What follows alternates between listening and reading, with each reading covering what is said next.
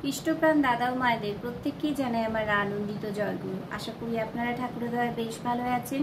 আমিও ঠাকুরের দয়ায় বেশ ভালোই আছি। প্রত্যেক দিনের মতোই পরম প্রেমময় শ্রী শ্রী ঠাকুর অনুকূল চন্দ্রের বিভিন্ন গ্রন্থ থেকে বাণী পাঠ করি এবং তার ব্যাখ্যা করার একটু চেষ্টা করি। আজও তাই করব। তো প্রথমেই আপনাদেরকে বলি, অবশ্যই অসংখ্য ধন্যবাদ আপনাদের সবাইকে আমার ভিডিওগুলো মানে ঠাকুরের ভিডিওগুলো সবার কাছে পৌঁছে দেওয়ার জন্য।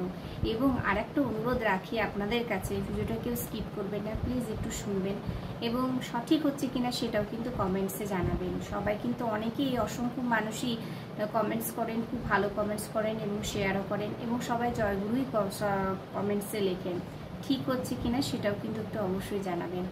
আর তাই জয়গুরু, সবাই ভালো থাকবেন, সুস্থ থাকবেন। শুরু করছি পরম প্রেমময় শ্রী শ্রী ঠাকুর অনুকূল চন্দ্রের নারী নীতি গ্রন্থ পাঠ ও তার ব্যাখ্যা। আজকের বিষয় স্বামী ধাতুর সহিত পরিচয়।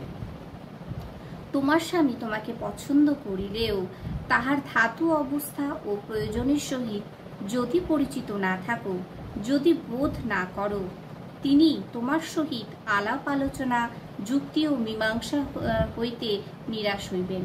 যদি আমি স্বামী ধাতুর সহিত যদি পরিচয় না হই, তাহলে কি হতে পারে বা কিভাবে হতে পারে? ঠাকুর বলছেন, তোমার স্বামী তোমাকে পছন্দ করিলেও, আমার স্বামী আমাকে পছন্দ করছে, তাহার ধাতু অবস্থা ও প্রয়োজনের সহিত যদি পরিচিত না থাকো, তা সে কেমন, কি অবস্থায় থাকে, তার প্রয়োজনগুলো কি, সেইগুলো যদি আমি পরিচিত না থাকি বা না জানি, তাহলে বা না বোধ করো, যদি বোধগম্যই যদি আমার না হয়, তিনি তোমার সহিত আলাপ আলোচনা ও যুক্তি মীমাংসা হইতে নিরাশ হইবেন।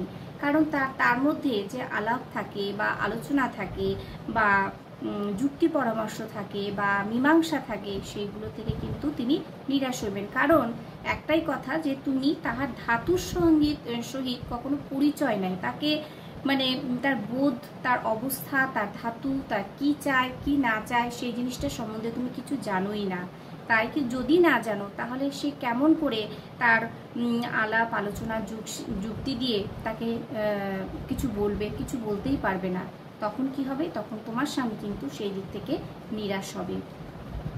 তুমি তোমার কথায় তেমনতর সাড়া পাইবে না। ঠাকুর বলছেন, যদি তুমি এই বিষয়গুলো অবগত না হও, তাহলে তুমি তোমার সেটা কথায় তেমনতর সাড়া পাইবে না। যখন আমি কোনো কথা বলবো বা যে কোনো কথার মধ্যে আমি থাকবো, তখন কিন্তু সেই বিষয়ে কিন্তু আমি সাড়া পাবো না। ফলে তাহার মনকে স্নিগ্ধ, শান্ত, তৃপ্ত, উদ্বুদ্ধ করিতে পারিবে না। তাহার মনকে কখনো স্নিগ্ধও করতে পারবো না, শান্তও করতে পারবো না এবং তৃপ্তও করতে পারবো না।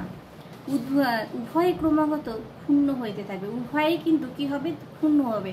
কখনো কিন্তু দুজনের মধ্যে একটা আন্ডারস্ট্যান্ডিং ভাব, যেটা অ্যাডজাস্টমেন্ট ভাব, কখনোই কিন্তু সেটা হবে না, কখনোই ভালো হবে না। তাই আবার বলি, তুমি সর্বপ্রকারে তাহাকে জানিয়া লাও। বাণী সংখ্যা 91। ঠাকুর বলছেন, তুমি সর্বপ্রকারে সর্বদিক দিয়ে সর্ববিষয়ে তার কাছ থেকে সবকিছু জেনে নাও, মানে তাকে জানো।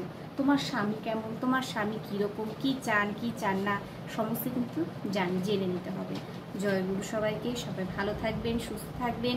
কেমন হলো ভিডিওটা সবাই একটু জানাবেন। আর যারা যারা নতুন রয়েছেন আর যারা আমার সঙ্গে প্রথম থেকেই আছেন, তাদেরকে অসংখ্য ধন্যবাদ। জয়গুরু। সবাই ভালো থাকবেন, ঠাকুরকে মাথায় নিয়ে চলবেন। ঠাকুরকে প্রতিষ্ঠা করাই আমাদের জীবনের মূল লক্ষ্য হোক। জয়গুরু। দেখা হচ্ছে পরবর্তী ভিডিওতে। ততক্ষণ আপনারা সুস্থ থাকবেন, ভালো থাকবেন। জয়গুরু।